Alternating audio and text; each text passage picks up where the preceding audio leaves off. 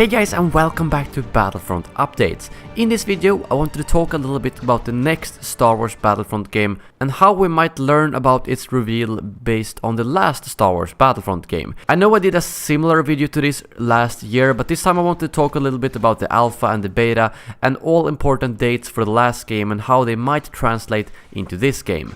I think this might be very helpful for people who started playing Battlefront at the release or after the release and didn't actually follow along the alpha, beta or the hype before the game, to give you a little insight of how the next game might be presented. First of all, the first reveal for the last Star Wars Battlefront game actually came out in 2013, 2.5 years before the game was released. But this was a very short teaser, and the thing is that since we have this Battlefront game right now, they obviously wouldn't start promoting the next game before all the DLCs were out. So I'm just gonna go through all the reveals that started in 2015, because that was when all the big stuff was actually revealed, and the trailer / teaser in 2013 and 2014 was very minor and barely showed anything from in-game footage. So if we start off, the game was revealed on April 17th during Star Wars Celebration, and this was the official Star Wars Battlefront reveal trailer, which contained cinematic in-game footage. It wasn't gameplay, but it was still from in-game. And this obviously blew everyone's mind with the graphics, and no one thought it would actually look like this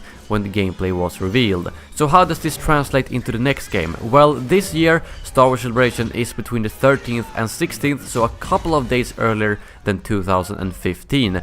And I would be very surprised if we don't get a teaser or a reveal trailer for the next Star Wars Battlefront during Star Wars Celebration. So that would be my biggest bet for when it will be revealed. If we then move on a couple of months, we have the gameplay reveal for Star Wars Battlefront, which took place on June 15th, 2015 during E3. On this day they first revealed the multiplayer gameplay video showing off Walker Assault on Hoth, and a few hours after that they revealed some gameplay from the co-op survival mission on Tatooine. So this was obviously the first gameplay we got, and it really did look amazing, but how would that translate into this year and the possible gameplay reveal of Star Wars Battlefront 2? Well, first of all, EA has since 2016 stopped attending E3 and do instead have their own event called EA Play, which I attended last year, and it's basically like a smaller E3 just for EA's games, where they have their own press conference, and this takes place between June 10th to 12th this year, and I would assume that the actual press conference will be on the 10th,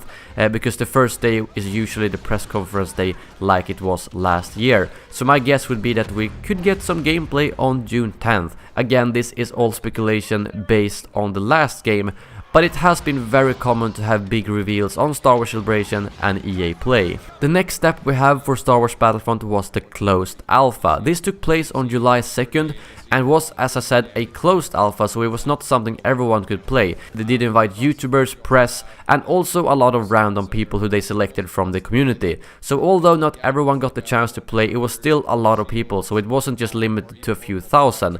I don't have the exact number for how many who played the alpha, but I do know that there was a lot of people. And I would guess that they will have an alpha for the next Star Wars Battlefront game as well, because they also had that for Battlefield 1, so it wouldn't really make sense to stop that habit, because it's a fantastic way for them to get feedback on a very early stage from a lot of people at once, compared to just having a couple of hundred QA testers or however they work right now. If we then move on to Gamescom, we have another one of the biggest gaming events of the year, and on August 5th, 2015 they released the Fighter Squadron gameplay reveal. Fighter Squadron was not available in the alpha, so this was brand new, and I don't think they had even revealed Fighter Squadron before this point. I'm not 100% sure about that, but I do know it did surprise a lot of people, especially when Slave 1 showed up in the trailer.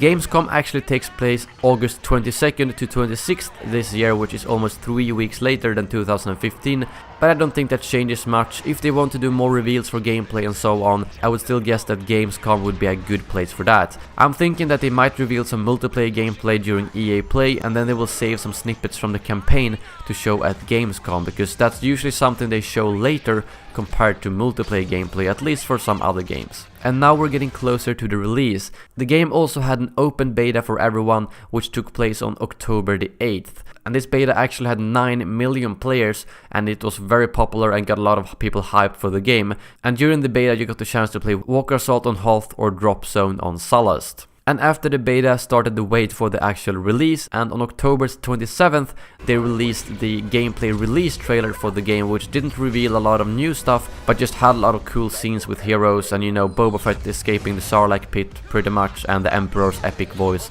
and things like that. And then a couple of weeks later, on November 17th, 2015, the full game was released. And it wouldn't surprise me if the next game follows a very similar schedule to this, and the reason is simply that they have said that the game will be released during holiday 2017, and considering the success of the last Star Wars Battlefront, I'm assuming they want to copy that and do the same thing again, and release it a couple of weeks before episode 8 to make use of that hype and not release it on the exact same date, because I don't think that's very effective. Same thing as with the Scarif DLC, which was released almost 2 weeks before the actual Rogue One movie. But that was the journey from reveal to alpha to beta and to release that the current Star Wars Battlefront game did, and if you didn't follow it back then, now you know what happened and what we might expect to see from this game. Now you also know the dates to look out for when it comes to big reveals, because it's almost guaranteed that E3/EA Play and Star Wars Celebration will have some reveals, and probably Gamescom as well.